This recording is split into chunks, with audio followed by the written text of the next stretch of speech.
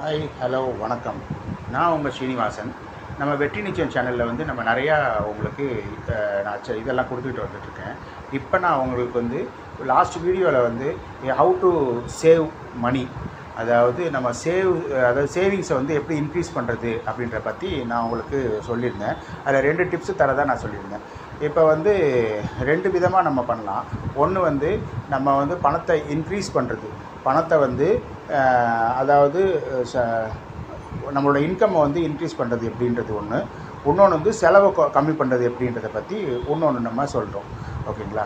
இப்போ வந்து நம்ம செலவை வந்து கட்டுப்படுத்துறது, செலவை வந்து குறைச்சோம்னாவே ஆட்டோமேட்டிக் நம்ம வந்து சேவிங்ஸு பண்ண முடியும்.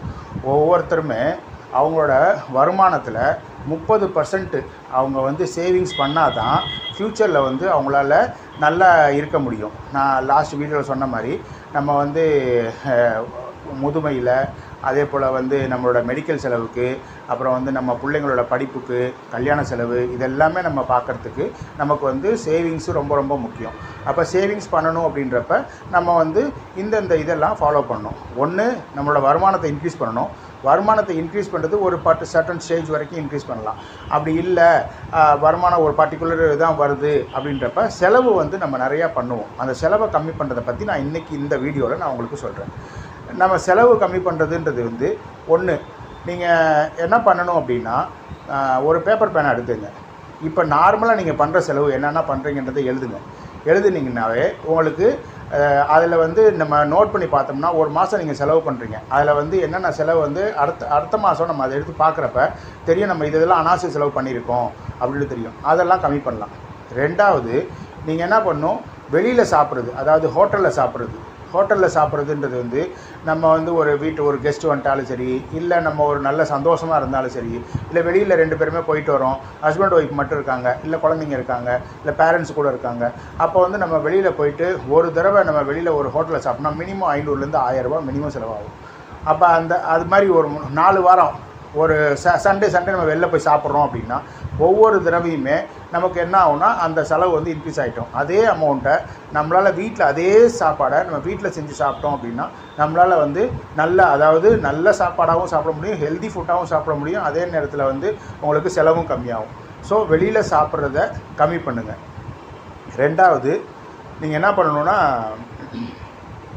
நம்மளோட அதாவது இப்போ வந்து ஹஸ்பண்ட் வந்து சிகரெட் குடிக்கிறவராக இருக்கார், இல்லை ட்ரிங்க்ஸ் சாப்பிட்றவராக இருக்கார் அப்படின்னா நீங்கள் வந்து நீங்களே, அதாவது ஹஸ்பண்டே வந்து நீங்கள் என்ன பண்ணணுன்னா, நம்ம இன்றைக்கி வந்து ஒரு சிகரெட்டு 10 ரூபா குடிக்கிறோம், அப்போ வந்து 5 சிகரெட் குடிக்கிறோம் அப்படின்னா 50 ரூபாவை வீட்டில் ஒரு உண்டியல் வச்சுருங்க. அந்த 50 ரூபா நீங்கள் போடுங்க. இது மாதிரி, அதாவது இப்போ ட்ரிங்க்ஸ் வந்து 200 ரூபா அப்படின்னா அந்த 200 ரூபா வீட்டில் கொடுத்துருங்க. நீங்கள் குடிக்கிறத நான் நிறுத்துங்கன்னு சொல்கிறேன்.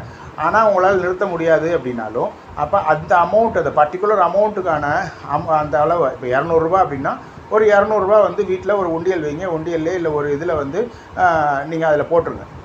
சிகரெட் வந்து 50 ரூபா ஒரு நாளைக்கு பண்ணுறீங்க அப்படின்னா அந்த 50 ரூபாவை நீங்கள் என்ன பண்ணுங்கள், ஒரு உண்டியலில் போட்டுருங்க. ஸோ இதை வந்து மந்த் எண்டில் நீங்கள் பார்க்குறப்ப அது கண்டிப்பாக வந்து ஒரு 10,000 ரூபா போல் வந்திருக்கும். அது எவ்வளவோ நீங்கள் அப்போ ஒன்று என்ன பண்ணுவீங்க, சிகரெட் குடிக்கிறத கம்மி பண்ணுவீங்க, ட்ரிங்க்ஸ் சாப்பிட்றத கம்மி பண்ணுவீங்க. ஏன்னா வந்து முன்னாடி 200 ரூபா நீங்கள் செலவு பண்ணிகிட்டு இருந்தது இப்போ வந்து 400 ரூபா செலவு பண்ணுற மாதிரி இருக்கும். ஓகேங்களா? அதுக்கான வருமானம் உங்களுக்கு வரணும். வருமானமே வந்தாலுமே நம்ம வந்து இதை வந்து ஃபாலோ பண்ணுறது தப்பு. ஸோ வந்து நீங்கள் வந்து 50 ரூபா குடிச்சிக்கிட்டு இருந்தவர் வந்து இப்போ வந்து 100 ரூபா கொடுக்குற மாதிரி இருக்கும். நீங்கள் 50 ரூபா வந்து சேவிங்ஸ் பண்ணுறீங்க, அதே நேரத்தில் 50 ரூபா அப்போ என்ன பண்ணுவீங்க, ஒவ்வொன்றா ரெடியூஸ் பண்ண தொடங்குவீங்க. 50ன்றது 40 ஆகும், 40 30 ஆகும், 30ன்றது 20. அப்போ வந்து என்ன ஆகும்னா உங்களுக்கு ஒரு பக்கத்தில் சேவிங்ஸ் ஆகுது, இன்னொரு பக்கத்தில் ஹெல்த்தும் இம்ப்ரூவ் ஆகும். நீங்கள் வந்து ட்ரிங்க்ஸையோ ஸ்மோக்கிங்கையும் விட்டுட்டிங்கனாவே உங்கள் வருமானத்தில் நீங்கள் வந்து ஒரு 20% நீங்கள் கண்டிப்பாக சேவ் பண்ண முடியும். இது வந்து என்னோடய 2வது டிப்ஸு.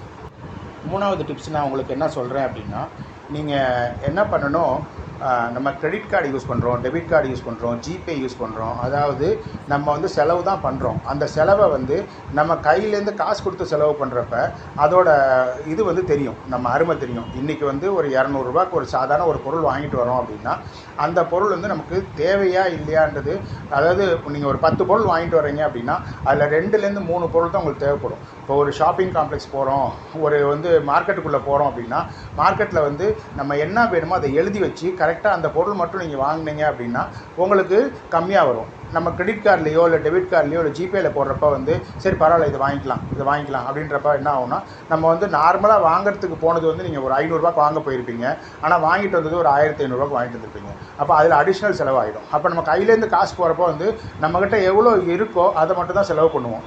டெபிட் கார்டோ இல்லை கிரெடிட் கார்டு, அதுவும் ஸ்பெஷலி கிரெடிட் கார்டு யூஸ் பண்ணாதீங்க. என்னோடய பர்சனல் எக்ஸ்பீரியன்ஸை நான் சொல்கிறேன். கிரெடிட் கார்டு யூஸ் பண்ணுறப்ப நாளைக்கு நம்ம அதை பணம் கட்டுறப்ப தான் அது தெரியும். அப்போ என்ன பண்ணுவோம், நமக்கு அந்த பணம் கட்டலைன்னா அது அவன் இன்ட்ரெஸ்ட் போடுவான். அதே போல் இஎம்ஐயில் பொருள் வாங்காதீங்க. இஎம்ஐயில் பொருள் வாங்குறது, கிரெடிட் கார்டு யூஸ் பண்ணுறதை நிறுத்துனீங்கனாவே நீங்கள் வந்து இன்ட்ரெஸ்ட் தர்றதையும் கண்டிப்பாக நிறுத்திடலாம். அப்போ வந்து நமக்கு அது ஒரு பக்கம் எவ்வளோக்குள்ள செலவை கம்மி பண்ணுறோமோ அவ்வளோக்குள்ள நமக்கு வந்து நம்மளோட பணம் வந்து குறையாமல் இருக்கும். அப்போ வந்து அதாவது இன்க்ரீஸ் பண்ணாமல் இருந்தாலும் டிக்ரீஸ் பண்ணாமல் இருக்கிறது ரைட்டுன்னு வச்சுக்கோங்களேன். அதுக்கு நான் சொல்ல வரேன். செலவு கம்மி பண்ணுறதுக்கு இதெல்லாமே வழி. கிரெடிட் கார்டு யூஸ் பண்ணாதீங்க. டெபிட் கார்டு யூஸ் பண்ணுறீங்க இல்லை ஜிபேயில் பேமெண்ட் பண்ணுறீங்கன்னா கேஷாக கையில் எடுங்க. கேஷாக கையில் எடுத்து அதை யூஸ் பண்ணுங்கள். அதை யூஸ் பண்ணுறப்ப நம்ம எவ்வளோ பணம் வச்சுருக்கோமோ அதுக்கு மட்டும்தான் செலவு பண்ணுவோம். ஒரு 500 இன்றைக்கி வந்து ஒரு பேக் வாங்கலாம்னு நினைப்போம். ஆனால் அங்கே போனோம்னா 800 1000 இருக்கும். நம்ம என்ன பண்ணுவோம், பரவாயில்ல ஜிபே தான் இருக்குல்ல ஜிபேயில் போட்டுக்கலாம் அப்படின்ட்டு 1000 வாங்கிட்டு வந்துடுவோம். ஆனால் உங்கள் பட்ஜெட் 500 தான் இருக்கும். நீங்கள் கையில் கேஷ் இருந்தால் நீங்கள் என்ன பண்ணுவீங்க, 500ன்றது ஒரு 600 வாங்கிட்டு வருவீங்க.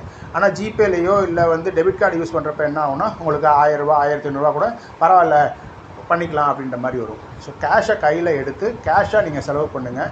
உங்களால் வந்து கம்மி பண்ண முடியும். நான் இப்போ சொன்ன 3, ஒன்று கிரெடிட் கார்டு யூஸ் பண்ணாதீங்க. அடுத்தது டெபிட் கார்டு ஜிபே வந்து கம்மியாக யூஸ் பண்ணுங்கள். காசை எடுத்து செலவு பண்ணுங்கள். ரெண்டாவது, நீங்கள் என்ன செலவு பண்ணுறீங்களோ ஒரு மாதத்துக்கான செலவு எல்லாத்தையும் எழுதி வைங்க. எழுதி வச்சிங்கன்னா அடுத்த மாதம் ஹஸ்பண்ட் ஒய்ஃப் 2 பேருமே உட்காந்து பாருங்கள் நம்ம என்ன பண்ணியிருக்கோம், என்னென்ன செலவு அவசிய செலவு, என்னென்ன செலவு அவசியம் இல்லாத செலவு, அதை வந்து எப்படி நம்ம கம்மி பண்ணலாம். அவசியம் இல்லாத செலவு எல்லாத்தையும் நீங்கள் கம்மி பண்ணிங்கனாவே கண்டிப்பாக உங்களால் 20% 30% உங்களால் சேவிங்ஸ் பண்ண முடியும். இதை செஞ்சு பாருங்கள். உங்களுக்கு கண்டிப்பாக நான் சொல்கிறதுல வந்து ரிசல்ட் கிடைக்கும். நீங்கள் வந்து அடுத்த என்னோடய கமெண்ட்ஸில் போடுங்க, நான் இது பண்ணேன் சார், எனக்கு வந்து நல்லா இருக்குது, நான் வந்து நிறையா சேவிங்ஸ் பண்ணுறேன்னு சொல்லுங்கள். ரெண்டாவது, நான் சொன்னது கொஞ்சம் கசப்பாக தான் இருக்கும். சிகரெட் குடிக்கிறவங்க, ட்ரிங்க்ஸ் சாப்பிட்றவங்க வந்து நீங்கள் நிறுத்தணுன்னா நம்மளால் நிறுத்த முடியாது. அப்போ நீங்கள் என்ன பண்ணுங்கள், ஒரு 10 ரூபாய்க்கு சிகரெட் குடிக்கிறீங்களா, வீட்டில் 10 ரூபா கொடுத்துட்டு வாங்க. இது வந்து ஹானஸ்ட்டாக உங்களோட நீங்கள் பெருந்தன்மையாக நீங்களாக ஒன்றா தான் இது வந்து நிறுத்த முடியும். இப்போ நிறுத்துறதுக்கு இந்த மாதிரி நீங்கள் பண்ணீங்க அப்படின்னா கண்டிப்பாக வந்து உங்களால் சக்ஸஸ் பண்ண முடியும். அதையும் நிறுத்துவீங்க. சைமல்டேனியஸ் உங்களுக்கு வந்து பணமும் சேவிங்ஸ் ஆகும். இது வந்து சிகரெட் வந்து ஒரு கேன்சர் ஸ்டிக்கு. அதே போல் ட்ரிங்க்ஸ் எடுத்துக்கிட்டிங்கனாலும் ட்ரிங்க்ஸும் உங்களை கொல்லக்கூடிய ஒரு இதை வந்து நீங்கள் சாப்பிட்டுக்கிட்டு இருக்கீங்கன்னு அர்த்தம். ஸோ இதை 2யுமே நிறுத்திட்டிங்கனாவே நம்ம வந்து மெடிக்கலுக்கு பண்ணுற செலவை வந்து கம்மி பண்ணலாம். ஸோ ப்ளீஸ் என்னோடதை வந்து அட்வைஸாக எடுத்துக்கோங்க. ஒரு பிரதராக எடுத்துக்கிட்டு நீங்கள் பண்ணீங்க அப்படின்னா நீங்களும் நல்லா இருப்பீங்க, வீட்டு ஃபேமிலியில் இருக்கவங்களும் நல்லா இருப்பாங்க. எல்லோரும் நல்லா இருந்தால் நமக்கு வெற்றியே நிச்சயம். ஓகேங்களா? என்னோடய சேனலில் பாருங்கள், ஃபுல்லாக பாருங்கள், சப்ஸ்கிரைப் பண்ணுங்கள். என்னை என்கரேஜ் பண்ணிங்கன்னா நிறையா நான் வீடியோஸ் தரேன். தேங்க்யூ.